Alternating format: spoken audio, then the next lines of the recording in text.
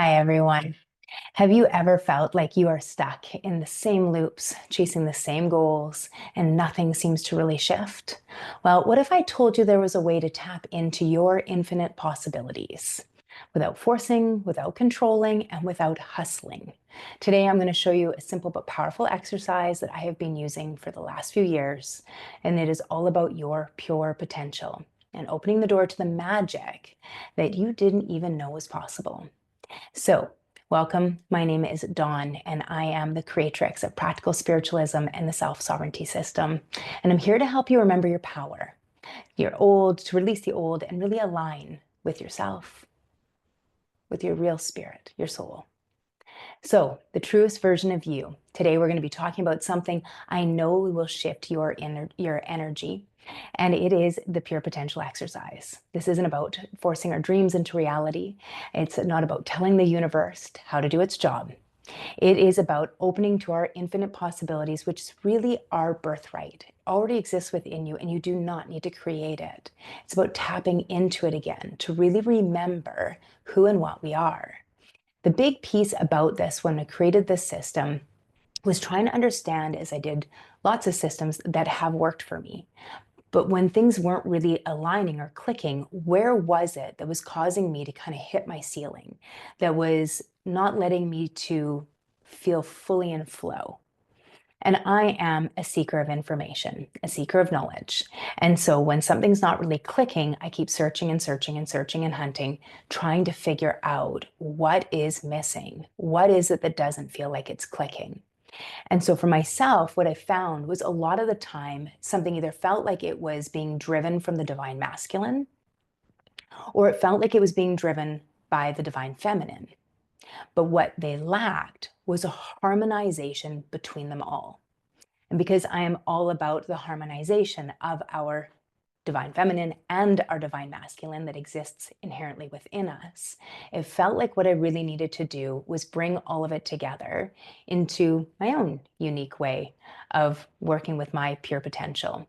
How it is that I have manifested my health, some spontaneous remissions and recoveries and things that didn't seem like they should be possible to anybody, as well as creating businesses and a life after a brain injury that didn't seem like they should be possible. But here we are. So I created the Pure Potential Co-Creating with the Quantum Field.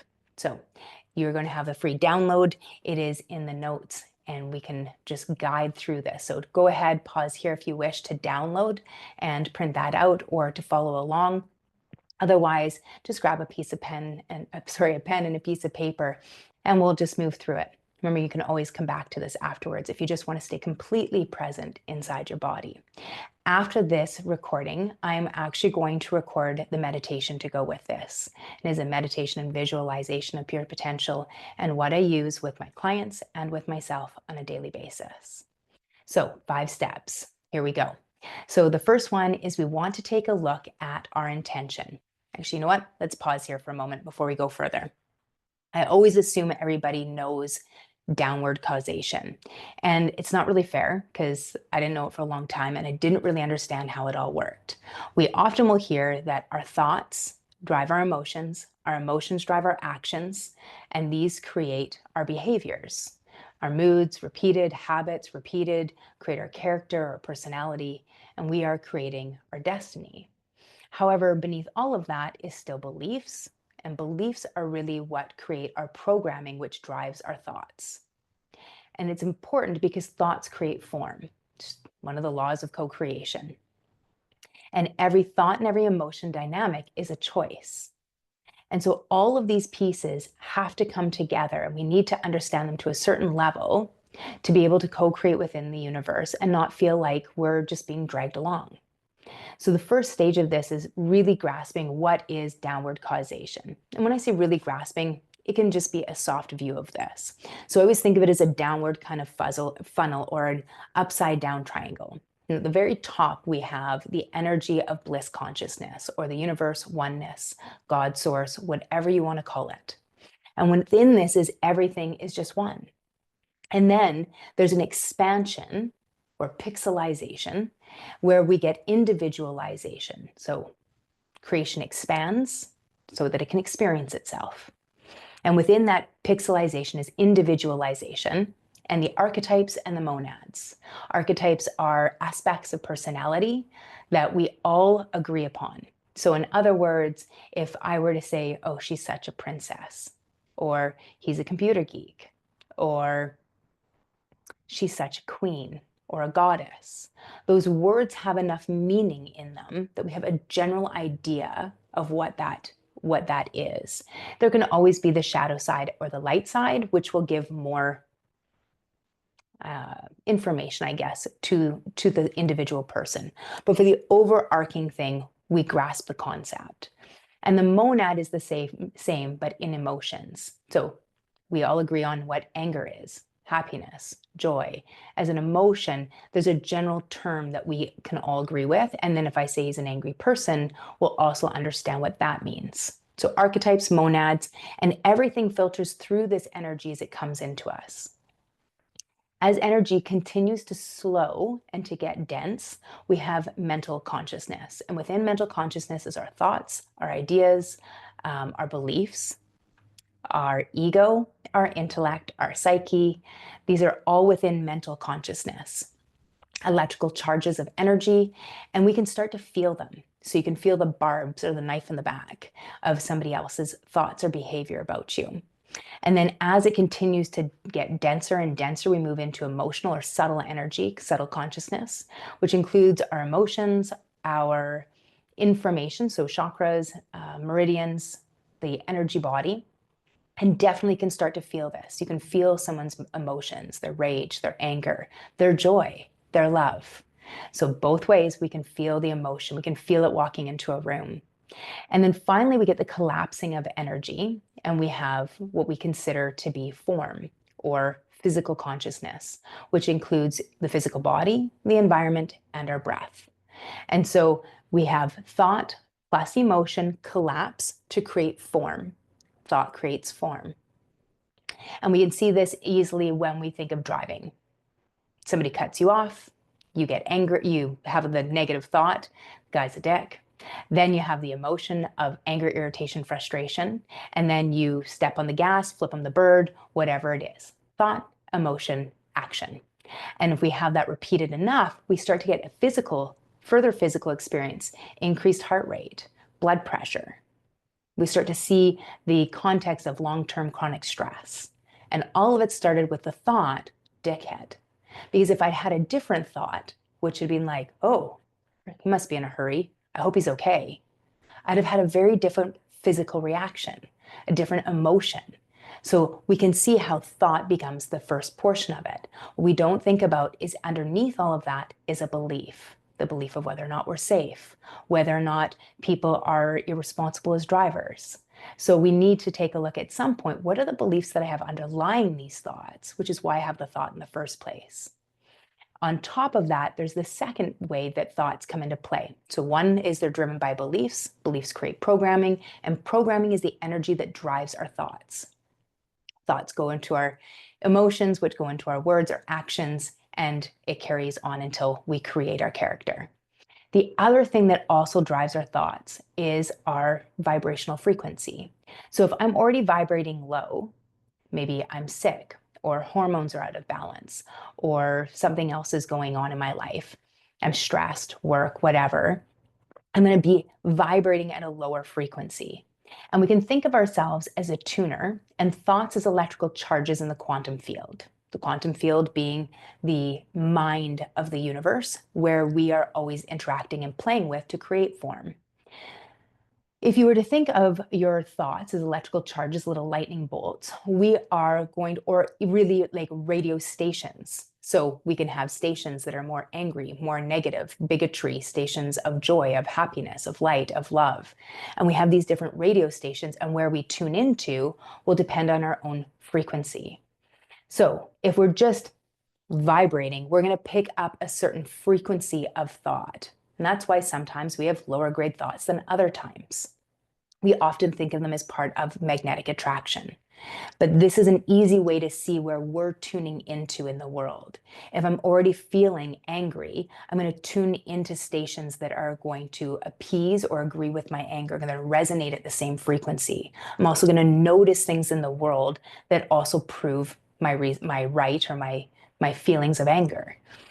So as we move through these things, there's two things. One, they can be driven by our beliefs, or they can be driven by our current emotional mental state, our current frequency that we're vibrating at. And we can see this because if we're really upset or sad, we've just had a bad breakup, we will eat lower resonant of food, ice cream, pizza, and we get denser. Whereas if we are feeling more positive, I'm feeling happy, I'm feeling healthy, then I'm going to eat salads and I'm going to go for a walk instead of sitting in front of TV and eating pizza. So you can see how the resonance of our body will affect what we start to crave or look towards. The opposite also works. If I want to up my frequency, I'm already feeling bad, then going out for a walk and eating a salad will help me resonate higher. But we have to be conscious and making a choice to make these things happen.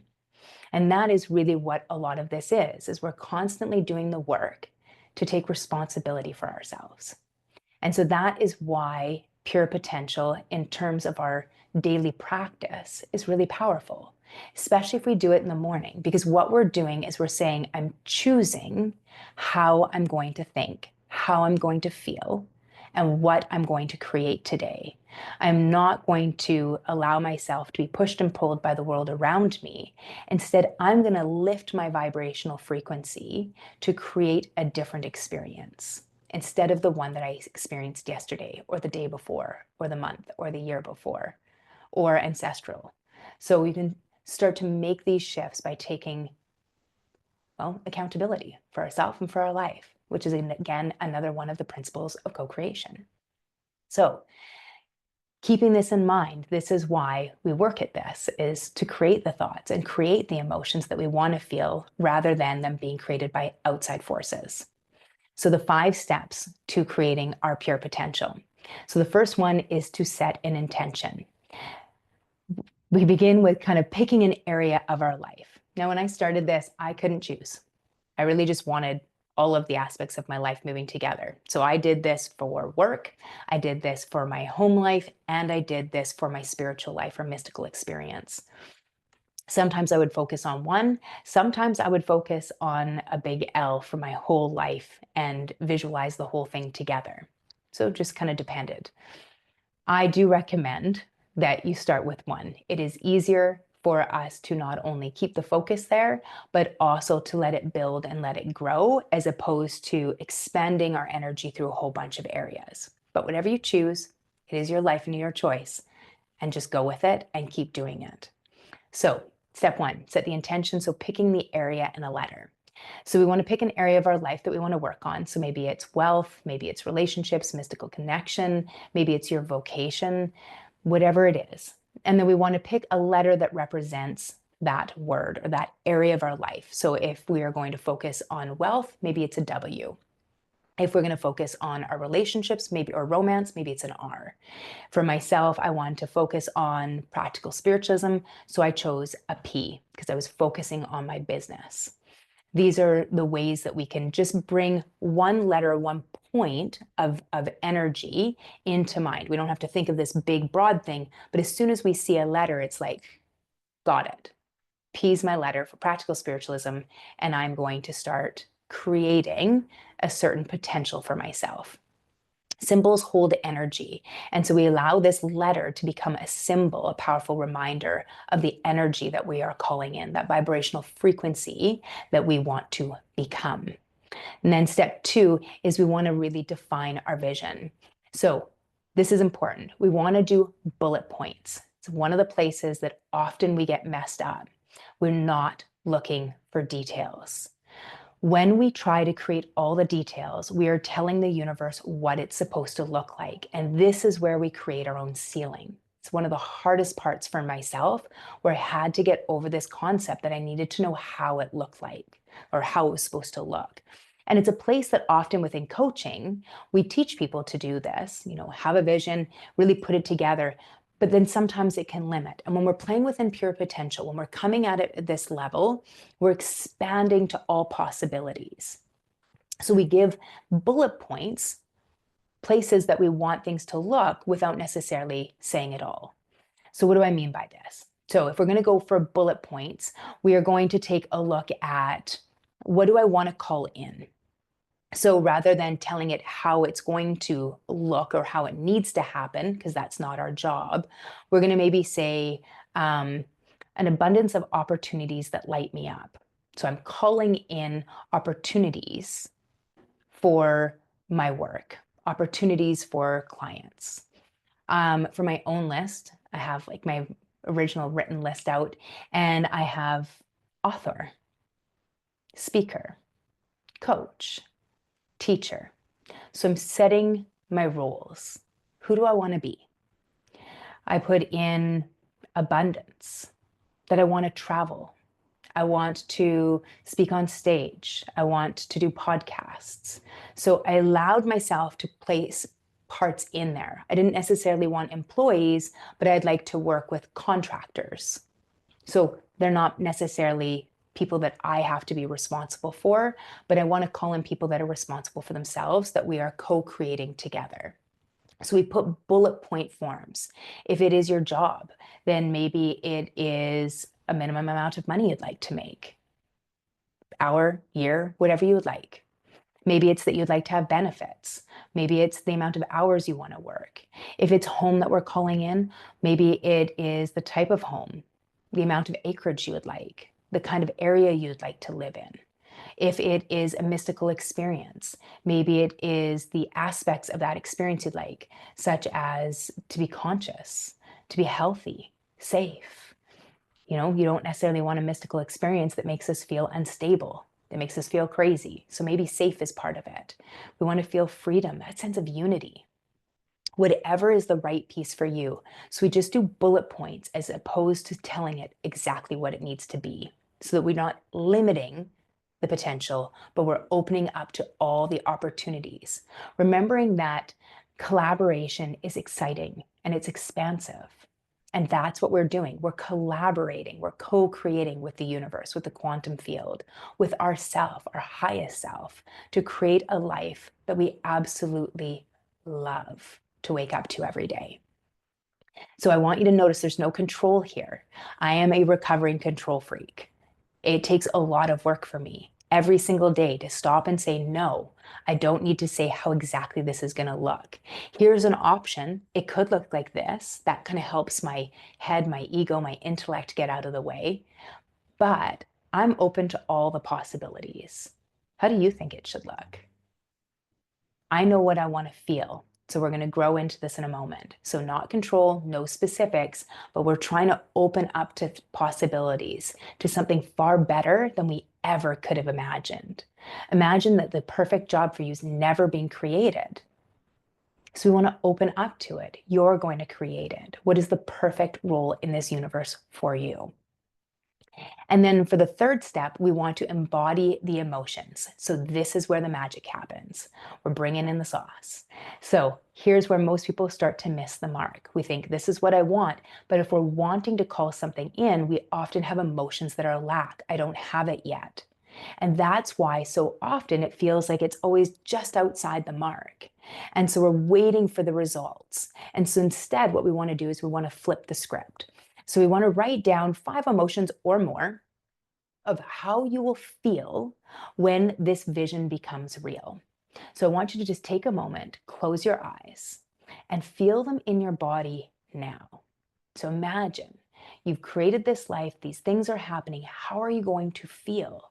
So for myself, it was gratitude, a love of life, a sense of awe, being unlimited, to feel worthy, to feel inspired, to feel divine. So go ahead and take some time to write down, what are the emotions? How are you going to feel when you are living this life? When you've created this aspect, how are you going to feel? Allow yourself to feel it now. What will it feel like in your body? What do those emotions feel like around your chest, your lips, your eyes? How does it change the way you hold your body, the way you move, the light in your eyes, your smile, the way you interact with people? How are you going to feel? Let yourself feel it. And now double it. Let it amp up a little higher. Go ahead. You have the volume dial. You have full control. Shift the energy higher, higher, higher. Triple it. Keep going. Let it be in your body right now. Feel the resonance, the frequency of that energy, of those emotions all around your heart. Every thought, every emotion, every dynamic is a choice. How do you choose to feel? Let yourself feel them now. Let it just echo and reverberate through your body. And go ahead, and if you're making your notes now, write them down or just take note in your body. What are those emotions? Let yourself notice. Why does this work? Because we don't attract what we want. We attract what we are. That is the law of magnetic attraction. And so it's not only in the abundance, but also in the lack. It's not only in the positive, but what often people see as the negative or the shadow side. Even that's not a bad thing. It just lets us know where we still have work to do. In this case, we're choosing who we want to be versus making our reality of today be from who we were yesterday. So allow yourself to become what it is you want to call into your life. If you're in the frequency of these emotions, you become a match for what we're trying to call in. And now number 4. So this is where we start bringing in more even of our divine feminine. Whether we are male or female is irrelevant. We are an embodiment of the divine feminine and the divine masculine in harmony. And so often what happens is we get swayed into one of our energies. For a long time, I lived really strongly in the energy of my divine masculine, my warrior. And it was very hard for me to bring forward my divine feminine. I actually spent an entire year of almost every day wearing dresses, just so that I could start getting more comfortable with her. I often saw my divine feminine as weak instead of understanding her power. And so we want to be able to bring not one or the other in, but both, and harmonize their energies together. And we'll be working that in the meditation right from the beginning when we start it. So we'll be connecting in and balancing, harmonizing these two energies. And here's where we start to really show a little more of that divine feminine energy. So I want you to write your manifestation letter. You can think of this as a sacred surrender letter. So for 6, almost 7 years now, I have been on a surrender experiment with the universe. So I just keep saying yes. Open up a cognitive wellness center. Okay. Call it Broken Squirrel Wellness. Okay. Change your coaching company to Practical Spiritualism. Okay. At the time I didn't even know what spiritualism, the word itself, meant. And I just kept going with it. Do this course. Listen to this person. Read that book. And I just kept going. And so I love the sacred surrender letter. This was more a part of the work that I've done that I don't really talk a lot about with people. So when we're going to do this, we're writing a letter to the universe, to your higher self, to the quantum field, whatever is the language that is right for you. Now remember, and listen carefully, you are not begging. You are not pleading. You are not controlling. You are writing a love letter to the universe, and we are thanking it for this vision that is already here. If you have already been able to imagine these aspects of it, they're already a possibility. So we're already able to thank it for what's already there, what's already possible, and we're bringing it forward. So an example of this could be, dear universe, thank you for guiding me to work that lights me up every day. I feel seen, supported, and inspired. I am so grateful for the unexpected blessings and synchronicities that continue to show up. I trust the process, and I know I am always being guided to my highest good. Do you feel a difference? So we're not controlling, it's about co-creating. So there's a level of gratitude, of appreciation for what is here in our life, the possibility that's already in play. It's heart-centered surrender, and that is where the magic happens. And then step 5 is the awareness and the reflection. We want to be the witness, not the forcer. So here's the place where a lot of people skip. They do the work and they don't pause long enough to notice the signs. We want to see things happen fast. And instead, we want to notice what's really happening around us. Are you aware of the miracles that are happening around you every single day, in every single moment? How often do we miss the person that smiled at us, the person that looked at us, that said hello, because our heads were down, we were looking at our phone, we were thinking about what our partner said or our kids did, but we weren't present. And your soul, your spirit, is an entity only of present time, not of the past, but now. That's why we want to feel the emotions now. We want to envision our future now. Who do you choose to be? What life do you choose to create? Bring it into present time. Let yourself feel it. And so we want to be able to take the time to have awareness and reflect on what's happening around us. So notice the signs, synchronicities, nudges, unexpected invitations. They're all around you. I invite you to take 5 minutes and the end of each week and just reflect on the question, what beauty, surprise, or synchronicity did I witness? Write them down, track them, and just allow yourself to be in awe. As I started to really look at this, I stopped doing this work for I'd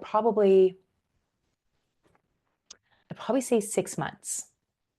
Typical, started getting busy, stopped doing my morning meditations the same way I always had, and just got into doing other habits. Got up, worked out instead right away, skipped that meditation, did one later on, but it wasn't my pure potential meditation. And it was only when I started to look at things, I was doing some work with some clients and I was like, look it, this is my recommendation. Let's do this meditation. We're going to focus on this. And when I started looking at it and sharing my own experience, I started to realize how much of my life I'd already created. All the synchronicities. If you ever heard me talk about broken squirrel, I literally woke up one day and told my husband I was supposed to open a cognitive wellness center. And he's like, you have a brain injury. And I'm like, oh, that's what it is. Then came the name Broken Squirrel. Started as him giving the little nudge of a nickname to me. I'm like, I know, I'm always a squirrel. He's like, you're a broken squirrel. Came from the brain injury. I'm like, oh my God, such a good name for a wellness clinic. So I immediately asked him to bookmark our conversation so I could go actually register the name, Broken Squirrel Wellness. Just happened to be funny to me because in short, it became BS Wellness. And then he said, okay, how are you going to do this? And I'm like, well, I think we should buy a building because I don't like to be controlled by other people, which is really funny because if you own a building, you're super controlled by the building. And so he's like, okay, how are we going to do that? And I'm like, well, I think we should sell our house. It's not a perfect house anyway, so let's sell it. So by the end of the summer, we'd sold our house.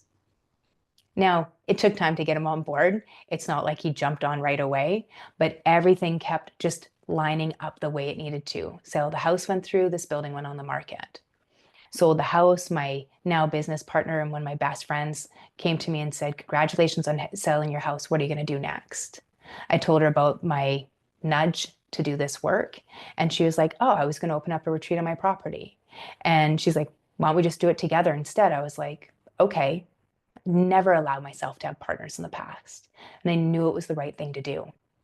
It just felt right, even though it's not my normal. My ego is like, hell no. My soul was like, do it. So we did. And every single time, nudge, nudge, nudge, has it worked out exactly the way that my ego, my intellect thinks it should have worked out? No. Is it bigger and better? Yep. Could I ever have imagined what's happened? Did I ever guess it would be a place for veterans and first responders? Nope. wouldn't even grasp how it could have been possible. But there's so many things that are possible when we open to the potential of them and we don't get in our own way. So take the time to do the reflection work. It was doing the reflection work that made me absolutely stunned at how it had all come to be. And never once did I have to do anything. I just had to be in the frequency and the energy of it. And every time I've got stuck trying to control it, I have created the obstacles and the limitations. When I've gotten back out of the way and gone back into the intention work, back into the potential work, things start to flow again. So if you are ready to open to something greater than you can ever have imagined, if you're going to say yes to something special for you, I want you to go ahead and download this free Pure Potential worksheet. And it's going to walk you through every single step that I just shared with you. And then you can go ahead and jump over to the meditation, the Pure Potential meditation that I'm going to be recording here in a few moments and sharing with you. So go ahead, click the link in the description to download it now. And don't just listen, do it. Do the work, create your life. You are pure potential. This is every opportunity is available to you. I see the light in you, and it is brilliant. I'll see you over in our meditation. Brightest of blessings.